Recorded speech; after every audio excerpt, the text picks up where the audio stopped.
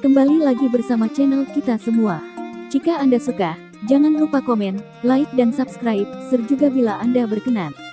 Nyalakan juga tombol subtitle di pojok kanan atas. Selamat membaca dan mendengarkan. Kaisar Dewa Abadi Zhang bagian 12. Persekutuan Prasasti. Zhang Ruoshen menarik pedang berkilau jiwa dan menusukkannya kembali, menembus celah di antara cakarnya dan mengenai kucing hitam di antara alisnya. Sebuah dentang logam bergema, mengirimkan percikan api beterbangan. Bang! Pedang jiwa berkilau, artefak bela diri sejati tingkat 4, tidak mampu menembus pertahanan fisiknya. Kultivasi kucing hitam itu tidak kuat, setara dengan batas minor alam kuning. Bagaimana mungkin pertahanannya begitu tangguh? Hahaha. Meskipun kultivasiku satu alam lebih rendah darimu, aku memiliki tubuh yang tak terhancurkan, seni bela diri yang luar biasa, dan taktik yang kejam. Aku dapat dengan mudah bertarung melintasi 3 alam. Dengan kekuatanku saat ini, aku bahkan dapat imbang melawan seorang prajurit di kesempurnaan agung alam kuning. Anak muda, bersiaplah untuk mati. Meong. Kucing hitam itu menyerang Zhang Ruoshen lagi, melompat setinggi 2 meter dan membuka rahangnya untuk menggigit bahu Zhang Ruoshen. Plum pemecah hati surgawi. Zhang Ruoshen menyalurkan kibatinnya ke seluruh tubuhnya, menusukkan pedang ke depan, melepaskan 7 semburan energi pedang. Ketika pedang penyerang jiwa mencapai kucing hitam itu, 7 aliran energi pedang menyatu menjadi satu, menghantam dagunya. Kucing itu menjerit lagi, jatuh tersungkur ke tanah. Sakit. Sakit sekali. Anak muda, bagaimana kau bisa sekuat ini? Kau hanya berada di alam kuning tingkat tengah, bagaimana kau bisa melepaskan kekuatan kesempurnaan agung alam kuning? Kau memiliki fisik yang tangguh, kan? Jika kita berada di alam yang sama, aku mungkin sedikit lebih lemah darimu, tetapi sekarang karena aku berada di alam yang lebih tinggi, kau jelas bukan tandinganku. Zhang Ruoshen mendekat dengan pedangnya. Kucing hitam itu memang kuat. Jika mereka berada di alam yang sama, Zhang Ruoshen mungkin bukan tandingannya. Lagi pula, ia memiliki tubuh abadi, praktis kebal terhadap pedang dan tombak. Melihat Zhang Ruoshen mendekat, kucing raksasa hitam itu berkata cepat, "Anak muda, karena kita berdua tidak bisa berbuat apa-apa, untuk apa repot-repot bertarung? Kalaupun kita lanjutkan, itu hanya akan membuang-buang waktu. Bagaimana kalau kita duduk dan bicara baik-baik?" Pertahanan kucing raksasa hitam itu memang sangat kuat. Bahkan pedang jiwa berkilau pun tidak mampu menembus pertahanan fisiknya. Jika pertempuran berlanjut, bahkan jika Zhang Ruoshen bisa mengalahkannya, ia pasti tidak akan bisa membunuhnya. Zhang Ruoshen berhenti sejenak dan berkata, "Jika kau bisa menjawab beberapa pertanyaan, aku bersedia bernegosiasi denganmu untuk sementara." Kucing hitam raksasa itu duduk di tanah, perutnya yang bulat membuncit. Ia berkata dengan puas, "Tanyakan padaku. Aku tahu 100.000 tahun yang lalu dan 100.000 tahun yang akan datang. Hampir tidak ada apapun di surga, di bumi, atau di dunia samadi yang tidak ku ketahui." Zhang Ruoshen bertanya, "Mengapa Biksu Suci Sumi menyegelmu dalam diagram pohon Dewa Qiankun?" Ceritanya panjang. Saat itu, aku melakukan kejahatan keji. Biksu Suci Sumi merasa dosaku sangat berat, jadi dia menyegelku di diagram pohon Dewa Qiankun. Telinga besar kucing hitam raksasa itu berkedut sedikit, matanya berputar. Zhang Ruoshen bertanya, "Kejahatan keji apa itu?" "Pembunuhan tanpa henti, membantai banyak orang, membawa bencana ke dunia, membunuh naga untuk mengeluarkan kantong empedu mereka, membakar surga dan mendidihkan lautan." "Yah, begitulah," kata kucing hitam raksasa itu. Zhang Ruoshen menatap tubuh gemuk kucing hitam raksasa itu dan berkata, "Kelihatannya tidak mungkin." "Ya, aku juga tidak berpikir begitu. Ini menunjukkan bahwa biksu itu sangat tidak masuk akal. Dia telah menuduhku melakukan kejahatan dan menyegelku di ruang dunia gulungan. Aku tidak tahu harus mencari keadilan di mana." Kucing hitam raksasa itu, dengan perut buncit, berbaring telentang di tanah, menggelengkan kepala dan mendesah. Zhang Ruoshen berkata, "Orang yang tidak terlihat jahat sebenarnya sangat jahat. Orang yang tidak terlihat baik terkadang bisa melakukan hal-hal yang berani dan benar. Aku hanya seekor kucing. Jangan anggap aku orang jahat." "Hei, nak, apa yang kau lakukan lagi?" kata kucing raksasa hitam itu. Dengan suara mendesing, kucing hitam raksasa itu kembali memasuki diagram pohon Dewa Qiankun. "Seperti dugaanku, kekuatan diagram pohon Dewa Qiankun mampu menekanmu. Aku sekarang adalah penguasanya. Hanya dengan satu pikiran, aku bisa membuatmu kembali ke dunia gulungan ini." Zhang Ruoshen tersenyum, mencubit diagram pohon Dewa Qiankun. Anak muda, kau harus tetap tenang. Lepaskan aku sekarang. Aku berjanji setia padamu dan tak akan pernah mengkhianatimu. Kau bisa menyuruhku menangkap ikan, tapi aku tak berani menangkap tikus, kata kucing hitam raksasa itu dengan cemas. Ia telah terperangkap di dalam diagram pohon Dewa Qiankun selama 100.000 tahun, akhirnya bebas, dan tentu saja enggan untuk dimasuki kembali. Zhang Ruoshen mengabaikannya, menyingkirkan diagram pohon Dewa Qiankun, dan mulai mempelajari 8 prasasti spasial dasar. Anak muda, untuk mengukir prasasti spasial dasar, kau harus mengolah kekuatan mentalmu setidaknya hingga tingkat 20.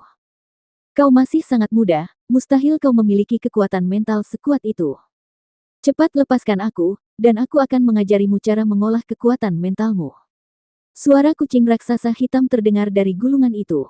Tingkat 20. Kekuatan mentalku sudah mencapai tingkat 32. Prasasti dasar tidak sulit bagiku.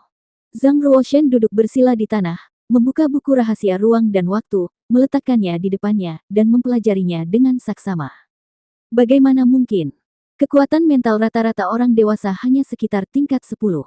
Untuk remaja sepertimu, mencapai tingkat 8 saja sudah cukup mengesankan. Bahkan mereka yang kuat secara alami hanya bisa mencapai tingkat 15 sebelum usia 20. Bagaimana mungkin kekuatan mentalmu mencapai tingkat 32? Tanya kucing raksasa hitam itu tak percaya. Zhang Ruoshen mengabaikannya dan mulai mempelajari prasasti spasial dasar pertama, prasasti berbentuk titik. Suara kucing raksasa hitam itu kembali menggema dari gulungan, berkata, apakah kau sudah mengembangkan kekuatan spiritualmu sejak kecil? Itu tidak benar. Di usiamu, bahkan jika kau sudah mengembangkan kekuatan spiritualmu sejak kecil, mencapai tingkat ke-20 saja sudah mengesankan. Bagaimana mungkin kau bisa mencapai tingkat ke-32? Anak muda, beraninya kau menyombongkan diri lebih dariku. Untuk sebuah prasasti dasar pada umumnya, seseorang hanya perlu mengembangkan kekuatan spiritual hingga tingkat ke-15 untuk berhasil menuliskannya. Namun, prasasti ruang dasar sangat istimewa, lebih rumit, dan tidak stabil dibandingkan prasasti dasar lainnya. Prasasti ini membutuhkan pengembangan kekuatan spiritual hingga tingkat ke-20 sebelum dapat ditorehkan. Wow! Zhang Ruoshen memusatkan energi sejatinya ke ujung jarinya dan menunjuk, membentuk titik cahaya. Ia mencoba mengukir prasasti berbentuk titik di udara. Ia mencoba lebih dari 30 kali berturut-turut, tetapi semuanya berakhir dengan kegagalan. Hahaha, kau pasti sombong. Mengolah kekuatan spiritual di atas tingkat 20 praktis mustahil bagi prajurit biasa. Mengukir prasasti spasial dasar bahkan lebih sulit lagi, ejek kucing raksasa hitam itu.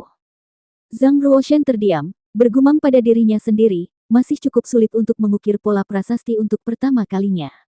Ayo berlatih dengan kertas roh dan pena prasasti dulu.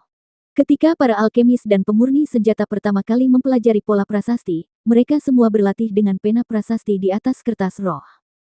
Butuh setidaknya 1 tahun latihan untuk mengukir pola prasasti pertama di atas kertas roh. Zhang Ruoshen, yang mencoba mengukir pola prasasti di udara dengan jari-jarinya untuk pertama kalinya, tentu saja tidak berhasil. Zhang Ruoshen berdiri, berniat membeli pena prasasti dan kertas roh. Anak muda, bawa aku keluar bersamamu. Aku tidak akan membuat masalah. Aku akan melakukan apapun yang kau katakan.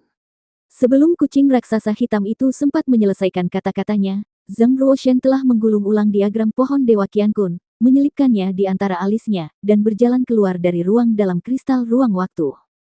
Setelah itu, Zhang Ruoshen meninggalkan istana dan menuju pasar beladiri. Begitu ia pergi, seorang dayang istana bergegas ke kediaman ratu dan menyampaikan kabar tersebut kepada Han Qingluo. Dia akhirnya meninggalkan istana. Luar biasa. Atur tim untuk menemaniku keluar dari istana. Malam ini akan menjadi malam kematian seorang jenius muda. Mata Han Qingluo berbinar dingin, dan senyum sinis tersungging di sudut bibirnya yang indah. Setibanya di pasar beladiri, Zhang Ruoshen langsung menuju ke Serikat Prasasti. Serikat Prasasti adalah salah satu organisasi terkuat di alam Kunlun, dengan sejarah yang tak tertandingi. Serikat ini sudah ada bahkan sebelum Kekaisaran Pusat pertama berdiri. Di bawah naungannya, Serikat Prasasti terdiri dari 4 aliansi utama, aliansi alkemis, aliansi pemurni senjata, aliansi ahli binatang buas, dan aliansi orang luar biasa. Hanya di dalam Serikat Prasasti seseorang dapat membeli pena prasasti dan kertas spiritual. Kedua benda ini sepenuhnya dimonopoli oleh persekutuan prasasti dan tidak dapat dibeli di tempat lain. Di alam Kunlun, setiap kota memiliki cabang persekutuan prasasti. Seperti di ibu kota Komando Yunwu, persekutuan prasasti dibangun dengan megah, menyerupai kastil. Di luar persekutuan prasasti, terdapat arus lalu lintas dan orang-orang yang konstan, tidak hanya para prajurit tetapi juga para alkemis berjubah cian. Bagian belakang jubah seorang alkemis sering disulam dengan kuali. Jubah seorang pemurni senjata sering kali menampilkan palu besi. Selain para alkemis dan pemurni senjata, beberapa Beastmaster memasuki persekutuan prasasti dengan megah, menunggangi binatang buas. Seorang pria paruh baya berusia 30-an, mengenakan jubah pemurni senjata, membusungkan dadanya dan dengan bangga berjalan menuju persekutuan prasasti. Salam, Master pembuat senjata Zuoen. Para penjaga yang berdiri di luar persekutuan prasasti memberi hormat, mata mereka penuh hormat. Ya, Zuoen mengangguk, bahkan tanpa melirik para penjaga saat ia berjalan langsung ke gerbang persekutuan prasasti. Ini master pembuat senjata Zuoen. Konon kekuatan spiritualnya telah mencapai level 26, menjadikannya seorang pembuat senjata tingkat 2 yang tangguh. Master pembuat senjata Zuoen telah menerima 17 murid, 8 di antaranya telah menjadi pembuat senjata tingkat 1. Di kota kerajaan, banyak sekali prajurit yang ingin menjadi murid master pembuat senjata Zuoen. Kudengar persyaratan master pembuat senjata Zuoen untuk murid cukup tinggi. Dia tidak akan menerima siapapun yang kekuatan spiritualnya belum mencapai level 12. Dia tidak akan menerima siapapun yang berusia di atas 20 tahun. Mengembangkan kekuatan spiritual hingga level 12 sebelum usia 20 bukanlah hal yang mudah.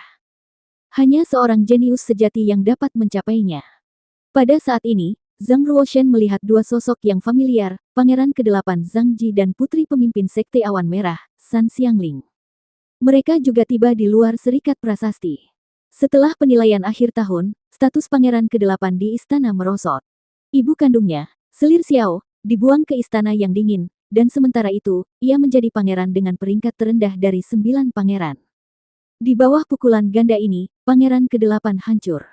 Hari ini, ia menemani San Xiangling ke Serikat Prasasti untuk menjadi murid Zuoen, seorang pemurni senjata tingkat 2. Bakat bela dirinya tidak sebanding dengan Zhang Ruoshen. Oleh karena itu, ia mencari cara lain untuk melampaui Zhang Ruoshen dan mendapatkan kembali statusnya. Ketika Zhang Ruoshen melihat Pangeran ke-8 dan San Xiangling, mereka juga melihat Zhang Ruoshen berdiri di luar Serikat Prasasti. Pangeran ke-8, ketika melihat Zhang Ruoshen, sangat marah dan mencibir, "Saudara ke-9, bukankah kau seorang jenius bela diri sekarang? Apa yang kau lakukan di Serikat Prasasti?" Zhang Ruoshen menggelengkan kepalanya pelan, enggan berdebat dengan Pangeran ke-8. Ia menginstruksikan Yuner, "Saudari Yuner, tunggu aku di kereta Antelop. Aku akan pergi ke Serikat Prasasti untuk membeli beberapa barang dulu." Zhang Ruoshen turun dari kereta Antelop dan menuju gerbang Serikat Prasasti. Sebuah suara lembut dan merdu terdengar dari belakangnya. "Yang mulia Pangeran ke-9, tunggu sebentar." Zhang Ruoshen berhenti sejenak, berbalik, melirik San Xiangling, dan bertanya, "Siapa kau?" Zhang Ruoshen pernah bertemu San Xiangling sekali di Paviliun Qingxuan, tetapi ia tidak tahu identitas atau namanya. Ia hanya tahu bahwa ia tampaknya adalah adik perempuan Pangeran ke-8, dari sekte tertentu. Sekte Awan Api, San Xiangling. Yang mulia Pangeran ke-9 benar-benar membuka mata saya saat penilaian akhir tahun. Dengan kultivasi di alam minor alam kuning, Anda mampu mengalahkan seorang pendekar di alam besar. Jika ada kesempatan, Xiangling ingin sekali bertukar ilmu bela diri dengan Yang Mulia Pangeran ke-9. San Xiangling menghampiri Zhang Ruoshen dengan santai, aroma samar tercium dari tubuhnya, matanya penuh harap. Sebagai salah satu dari 4 wanita tercantik di generasi muda Yunwu Commandery, San Xiangling sungguh luar biasa cantiknya, dengan alis berbentuk willow, bulu mata panjang lentik, dan fitur wajah yang indah, bagaikan sebuah karya seni yang diciptakan dengan cermat oleh Sang Pencipta. Awalnya, saat pertama kali bertemu Zhang Ruoshen di Paviliun Qingxuan, ia menganggapnya sebagai orang tak berguna yang tak mampu berlatih bela diri. Ia bahkan mencurigainya sebagai kekasih Qin Ya dan memandang rendah dirinya. Namun, saat penilaian akhir tahun, Zhang Ruoshen menunjukkan bakat bela diri yang luar biasa. Ia mengangkat lempengan batu seberat 1000 pon dengan mudah, memburu binatang buas tingkat pertama, dan mengalahkan musuh di 2 alam minor. Bagi seorang pendekar muda, mencapai semua prestasi ini bukanlah hal yang mudah. Bagaimana mungkin seorang jenius bela diri seperti Zhang Ruoshen menjadi selir orang lain, mainan seorang wanita cabul? Zhang Ruoshen melirik San Xiangling dan sedikit terkejut. Wanita ini tidak hanya sangat cantik, tetapi juga sangat berbakat dalam bela diri. Ia telah mencapai alam kuning besar, bahkan melampaui Putri ke-9 dan Lin Ningxian. Faktanya, Putri ke-9, Lin Ningxian, dan San Xiangling dianggap sebagai 4 wanita tercantik di generasi muda karena kecantikan dan bakat bela diri mereka yang luar biasa. Tanpa bakat alami bela diri, secantik apapun seseorang, ia tidak akan memenuhi syarat untuk menyandang status Bak Dewi yang dibicarakan banyak pendekar. San Xiangling sudah berusia 17 tahun, sedikit lebih tua dari Putri ke-9 dan Lin Ningxian, dan secara alami memiliki tingkat kultivasi yang lebih tinggi. Melihat San Xiangling merayu Zhang Ruoshen, Pangeran ke-8 merasa terancam dan bergegas menghampirinya. Adik, apa kau lupa apa yang terjadi antara saudara ke-9ku dan pemilik paviliun King Xuan? Kau harus menjauh dari orang-orang seperti dia. San Xiangling mengangkat tangannya sedikit, menyela Pangeran ke-8. Dengan senyum cerah, ia berkata, Pangeran ke-9 adalah pemuda yang sangat berbakat, bagaimana mungkin dia seperti yang kau gambarkan? Perasaan genting itu semakin kuat. Adik, ayo pergi. Aku akan datang dan menjadi muridnya lain kali. Pangeran ke-8 meraih pergelangan tangan San Xiangling, mencoba menariknya. Wow! Ki San Xiangling melonjak, kekuatan dahsyat memancar dari pergelangan tangannya. Dengan goncangan lembut, ia menghempaskan Pangeran ke-8. Yang mulia, Pangeran ke-8, ada perbedaan antara pria dan wanita. Hargai dirimu sendiri, kata San Xiangling dingin. Adik, kelima jari Pangeran ke-8 mati rasa, tak mampu mengangkat lengannya. San Xiangling melirik Pangeran ke-8 dan menggelengkan kepalanya pelan. Ketika ia menatap Zhang Ruoshen lagi, senyum lembut langsung tersungging di wajahnya. Ia berkata dengan suara yang sangat ramah, Yang mulia Pangeran ke-9, Xiangling datang ke Serikat Prasasti untuk menjadi murid dan mempelajari seni pemurnian. Bagaimana denganmu? Zhang Ruoshen, yang telah menerima semuanya, berkata dengan tenang, saya di sini untuk membeli pena prasasti dan kertas spiritual untuk mempelajari teknik prasasti. Benarkah? Hebat. Saya telah mempelajari teknik prasasti sejak kecil dan sudah bisa mengukir beberapa pola dasar. Saya juga memiliki sedikit pengetahuan tentang pena prasasti dan kertas spiritual. Jika Yang Mulia Pangeran ke-9 ingin membeli kedua barang itu, mungkin Xiangling bisa membantu, kata San Xiangling. Zhang Ruoshen berpikir sejenak dan menyadari bahwa ia tidak terlalu mengerti tentang pena prasasti dan kertas spiritual, jadi ia setuju. Melihat punggung Zhang Ruoshen dan San Xiangling, Pangeran ke-8 tampak sangat tertekan. Sesaat kemudian, semangat juang kembali terpancar di mata Pangeran ke-8, dan ia berpikir, selama dia menjadi murid Master Zuoen, adik perempuannya pasti akan kembali ke sisinya lagi. Pena prasasti dan kertas roh dibagi menjadi 5 tingkat, dasar, menengah, lanjut, surgawi, dan dewa, yang sesuai dengan 5 tingkat pola prasasti. Untuk mengukir pola prasasti dasar, kau hanya perlu menggunakan pena prasasti dan kertas roh tingkat dasar. Mereka yang memiliki kekuatan spiritual di bawah level 30 hanya bisa mengukir prasasti dasar. Semakin tinggi kekuatan spiritualnya, semakin banyak prasasti dasar yang bisa diukir, semakin stabil prasasti tersebut, dan semakin tinggi pula tingkat keberhasilannya. San Xiangling menjelaskan kepada Zhang Ruoshen, saya telah mengembangkan kekuatan spiritual dan mempelajari prasasti sejak kecil. Kekuatan spiritual saya sekarang telah mencapai level 16, dan saya dapat mengukir beberapa prasasti dasar, tetapi tingkat keberhasilan saya cukup rendah. Saya hanya berhasil sekali dalam 20 percobaan. Orang-orang seperti Master Zuoen memiliki tingkat keberhasilan yang sangat tinggi. Mereka berhasil setidaknya 7 atau 8 kali dari 10 percobaan. Sekte Awan Merah juga merekrut para ahli pemurnian yang mengembangkan kekuatan spiritual. Namun, Sekte Awan Merah adalah sekte seni bela diri, dan master dengan pencapaian tertinggi hanya mengembangkan kekuatan spiritualnya hingga level 18. Dengan pencapaiannya, akan sulit baginya untuk mengajari San Xiangling. Oleh karena itu, San Xiangling datang ke persekutuan prasasti di kota kerajaan, berharap dapat menjadi murid Master Zuoen, terus mempelajari prasasti dan pemurnian, serta berusaha mencapai peringkat master pemurni tingkat pertama sesegera mungkin. Kekuatan mentalmu ternyata telah mencapai tingkat ke-16, kata Zhang Ruoshen. Tahukah kamu, sebelum usia 20 tahun, jika seseorang mengembangkan kekuatan mental hingga tingkat ke-15, mereka bisa disebut jenius. Kekuatan mental San Xiangling sudah cukup luar biasa untuk ukuran gadis seusianya. Berbicara tentang kekuatan mental, San Xiangling cukup bangga, merasa superior. Secara umum, jika kekuatan mental seseorang mencapai tingkat ke-15, mereka memiliki kesempatan untuk menjadi pemurni senjata tingkat pertama. Setelah jeda sejenak, ia berkata dengan agak lesu, sayangnya, kemampuan pemurnian senjata dan teknik prasastiku agak kurang. Aku sudah mengikuti ujian 2 kali dan belum lulus ujian pemurnian senjata tingkat 1. Jika aku bisa menjadi murid pemurnian senjata tingkat 2 dan menerima bimbingannya, aku yakin aku bisa segera menjadi pemurnian senjata tingkat 1. Zhang Ruoshen berkata, memangnya kenapa kalau jadi pemurnian senjata tingkat 1? Apa keuntungannya? Banyak sekali keuntungannya.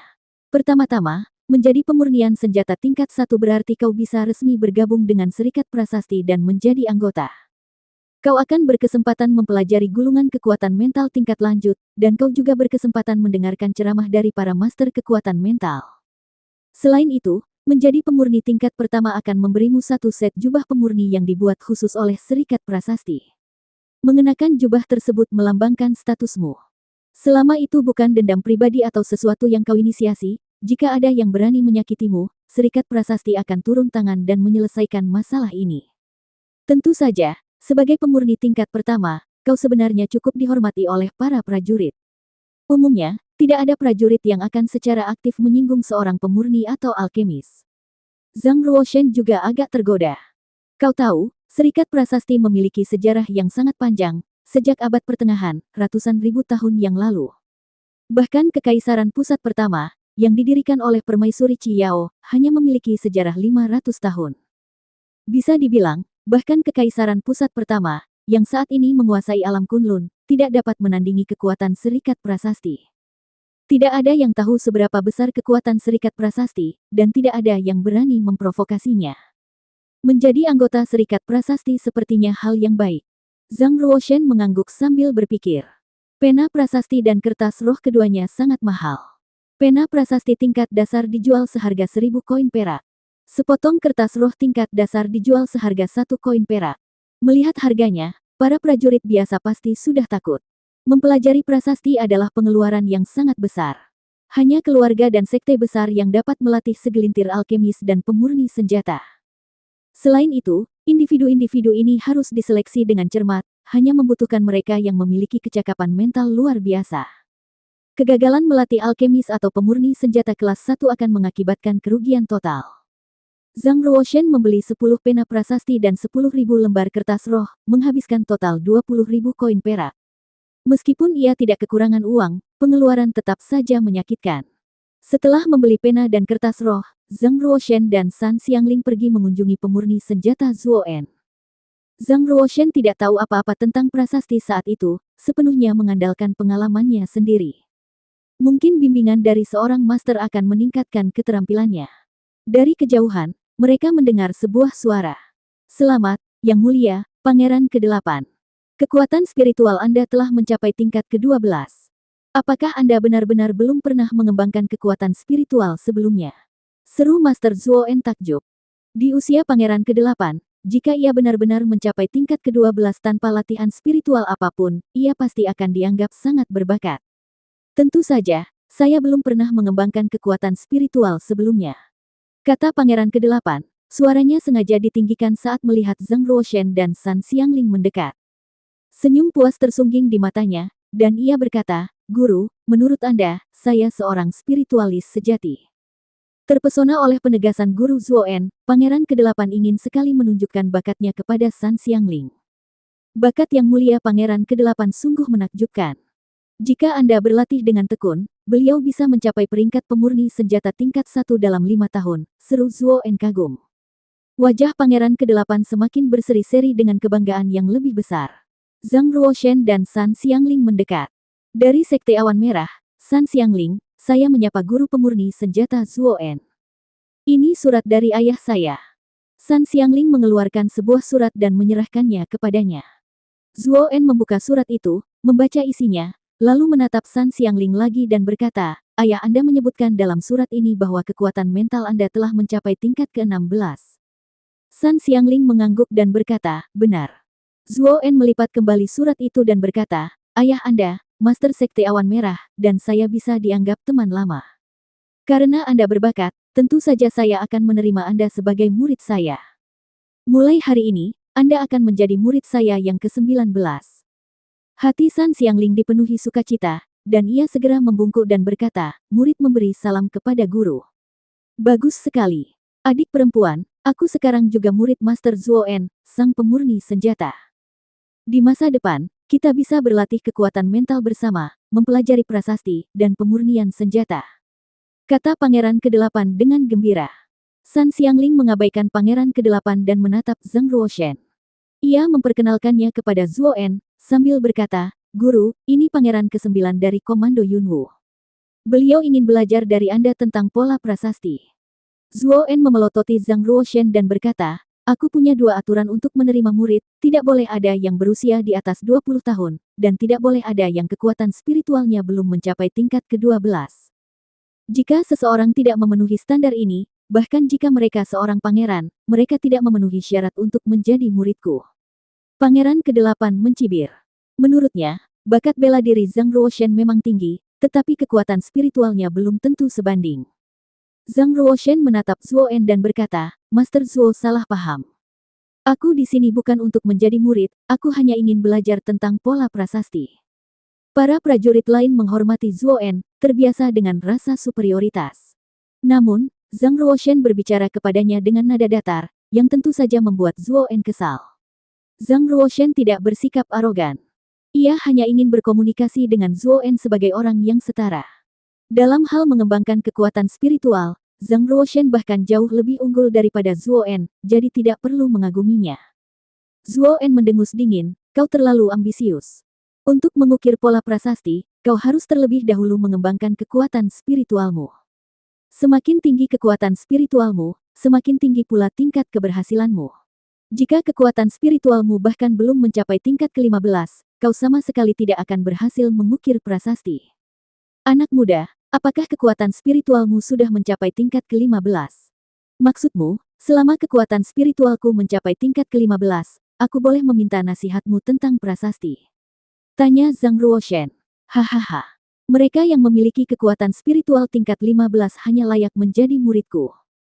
Untuk bertukar pengetahuan prasasti denganku secara setara, kalian harus memiliki kekuatan spiritual tingkat 20, kata Zuoen dengan bangga. Pada tingkat 20, seseorang umumnya menjadi pemurni senjata tingkat 2. Setelah mencapai tingkat 15, setiap peningkatan kekuatan spiritual menjadi sangat sulit, dan berkultivasi ke tingkat 20 praktis mustahil. Kalau tidak, pemurni senjata tingkat 2 tidak akan begitu langka, dan bahkan seluruh sekte awan merah tidak dapat merekrut satu pun. Tingkat 20. Biar aku coba. Tatapan Zhang Ruoshen tertuju pada batu penguji roh di dekatnya. Ia berjalan mendekat dan dengan lembut meletakkan telapak tangannya di permukaannya. Tingkat 20. Dia belum pernah mengolah kekuatan mentalnya sebelumnya, bagaimana mungkin dia bisa mencapai tingkat 20? Bibir Pangeran ke-8 sedikit melengkung. Zuoen berkata, sungguh gila. Bahkan seorang mentalis berbakat pun tak akan mencapai tingkat ke-20 sebelum usia 20. San Xiangling tampak penasaran. Ia yakin Zhang Ruoshen tak akan melakukan apapun yang tak ia yakini. Mungkinkah kekuatan mentalnya sehebat itu? Zhang Ruoshen memejamkan mata dan terus-menerus menyuntikkan kekuatan mentalnya ke dalam batu penguji roh. Wow! Lingkaran-lingkaran cahaya langsung muncul di permukaan batu penguji roh. 1 lingkaran, 2 lingkaran, 3 lingkaran. Setiap lingkaran mewakili 1 tingkat kekuatan mental. Ketika jumlah lingkaran di batu penguji roh mencapai 20, rahang Zuoen ternganga kaget. Ia menatap Zhang Ruoshen dengan takjub, seolah-olah Zhang Ruoshen adalah iblis. Mustahil, mustahil. Wajah Pangeran ke-8 memucat, ia terus mengulang, tak percaya apa yang dilihatnya. San Xiangling juga sangat terkejut, menatap Zhang Ruoshen, mata indahnya memancarkan cahaya cemerlang.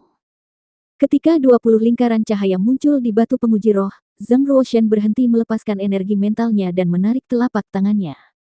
Zuoen menyadari bahwa Zhang Ruoshen menahan diri. Kekuatan mentalnya jelas telah melampaui level 20.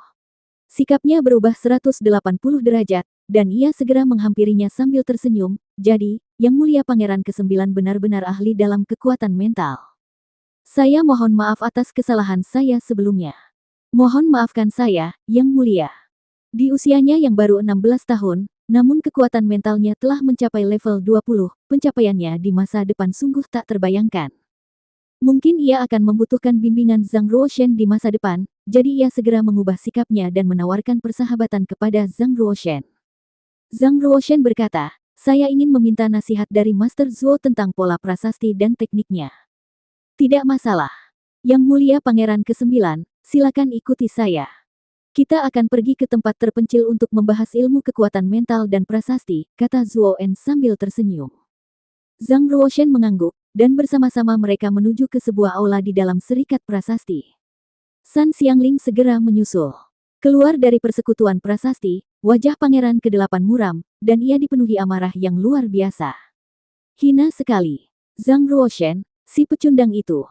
Dulu, aku menamparnya, dan dia bahkan tidak melawan. Sekarang dia malah menindasku. Bagaimana mungkin dia begitu berbakat? Bagaimana mungkin? Pangeran ke-8 menggertakkan giginya dengan kebencian. Tiba-tiba, ia melihat sebuah kereta kuno yang ditarik antelop terparkir di luar persekutuan prasasti. Itu adalah kereta Zhang Ruoshen. Yuner duduk di dekat lubang kereta antelop, diam-diam menunggu Zhang Ruoshen, sesekali melirik ke arah persekutuan prasasti. Melihat Pangeran ke-8 mendekat, wajah Yuner berkilat ketakutan.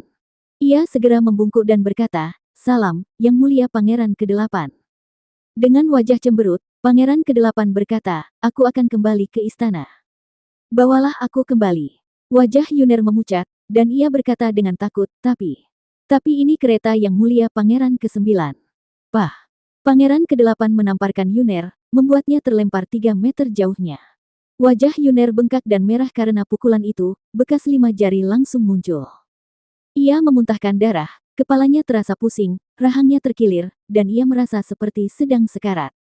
Pangeran ke-8 menginjak Yuner dan berkata dengan galak, Pangeran ke-9 memang seorang pangeran, tapi bukankah aku seorang pangeran? Kau hanya seorang pelayan, dan kau berani melanggar perintahku. Apa kau percaya bahwa hanya dengan satu kata dariku, aku bisa mengubah orang tuamu menjadi santapan darah binatang buas dan mengubahmu menjadi pelacur murahan?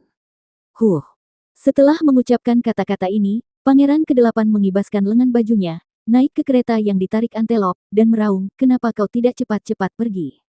Jika kau menyinggung perasaanku, aku akan membuatmu menderita nasib yang lebih buruk daripada kematian.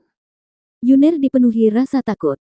Ia hanyalah seorang pelayan, dan Pangeran ke-8 bisa menghancurkan keluarganya hanya dengan sepatah kata. Ia berjuang untuk berdiri, menahan rasa sakit di wajahnya, lalu duduk di kereta yang ditarik antelop, mengendarainya menuju istana. Pangeran ke-8 duduk di kereta kuno itu, mengepalkan tangannya, tatapan muram terpancar di matanya. Zhang Ruoshen, kau pasti telah mendapatkan harta karun yang luar biasa. Kalau tidak, kau tidak akan menjadi sekuat itu hanya dalam 3 bulan. Aku masih punya kesempatan. Selama aku bisa mengendalikan selir Lin dan mengancam nyawanya, dia pasti akan menyerahkan harta karun itu. Dengan harta karun itu, kultivasiku akan meroket, dan aku akan menjadi seorang ahli bela diri.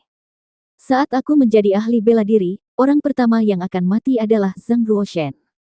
Dan si jalang San Xiangling itu. Saat itu terjadi, aku akan menjadikanmu mainanku. Hahaha. Jalanan semakin sepi di malam hari. 2 pria berpakaian hitam berdiri di atap di pinggir jalan, menatap kereta kuno yang ditarik antelop yang lewat di bawah.